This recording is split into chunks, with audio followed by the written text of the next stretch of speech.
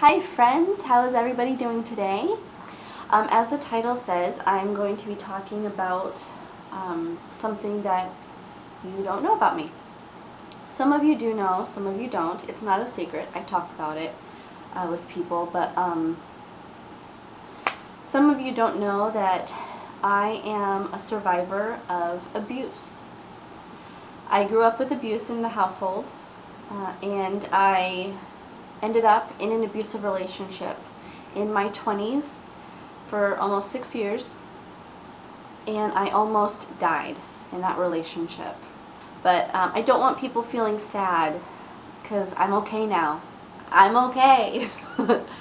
Which is a good thing, because a lot of people that are in abusive situations or have been in abusive situations have not survived.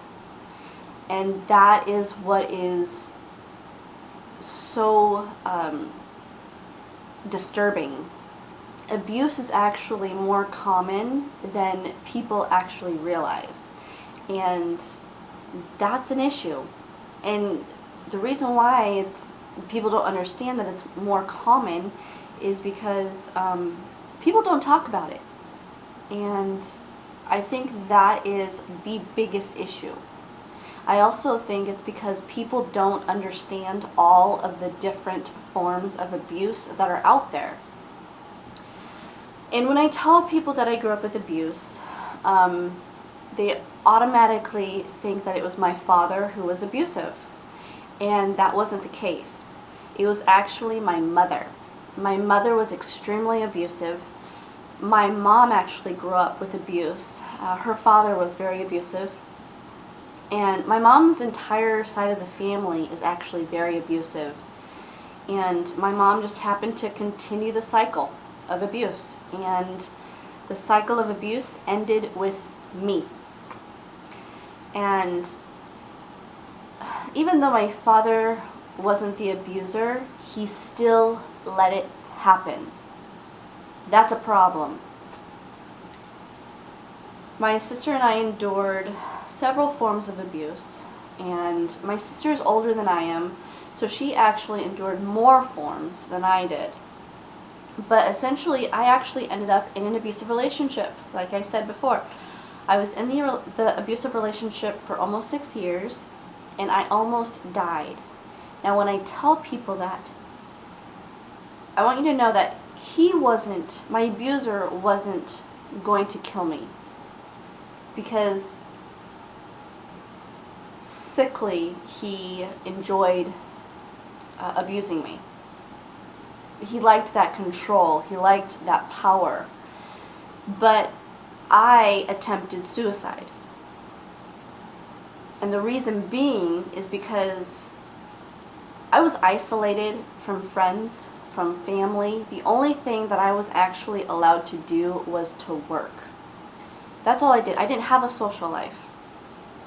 And when you live with an abusive person, they are constantly beating you down, not just physically. I did endure the physical abuse, but most of it was psychological. And that's what a lot of people don't understand.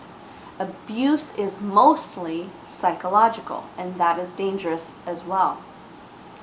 He would verbally batter me and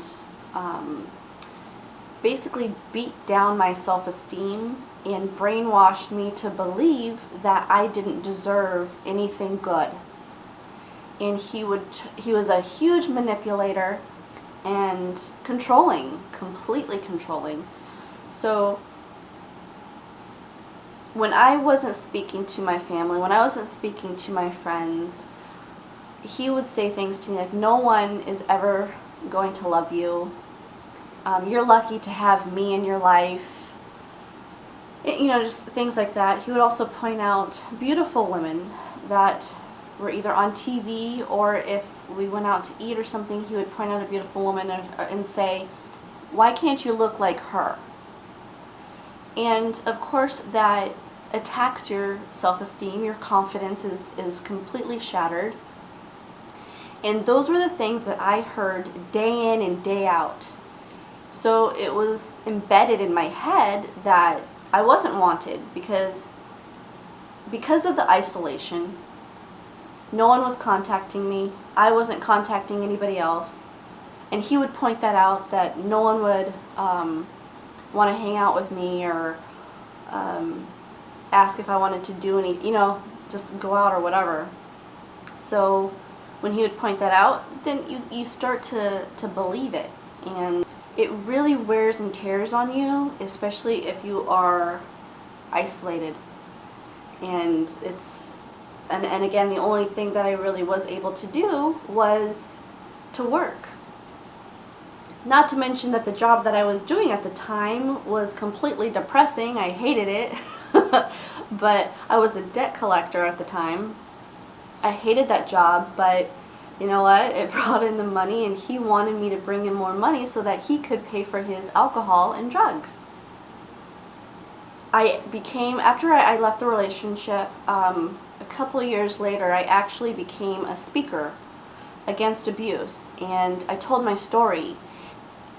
I was surprised with the reaction that I got from everyone from telling my story. People were thanking me, people were hugging me, people were crying to me, people were emailing me and just completely grateful, and hearing that I helped motivate them through my story, and them getting out of detrimental situations, and it completely moved me and shocked me that how many people actually responded to my story and what I went through. And it actually made me want to do more. So I did articles in magazines. I did groups private groups where I spoke to people about my story, people that have overcome abuse, like abusive lifestyles, or just needed motivation, like a push. And now I'm wanting to get back into it, which is my project that I've been working on. Is I'm actually going to be getting back into public speaking against abuse. So I'm super excited about that. And I mean, the number one reason why I want to get back into it is because when I was going through what I was going through, I didn't have anyone's story to go off of. And when people, like, if you don't know that there's a place you can turn to, if you don't know that you can actually get out of a situation like that, and if you don't know all the different forms of abuse, then you stay in it. And I didn't have anyone's story to go off of for me to feel inspired or motivated to be strong enough to get out of it. So it took me hitting rock bottom to actually realize that I needed to do something to get out of the situation that I was in. So the project that I am setting up, that I'm doing, I will get into that in a different video, but I just wanted to tell you a little bit about myself, of something that you might not know about me, is I am a survivor of abuse. So I hope that this actually helps a lot of people. So thank you guys so much for watching. I hope you're having a great day, and please leave comments below. If you like this, please subscribe, and please share so that you can spread the awareness, help stop abuse. Alright, love you guys. Mwah!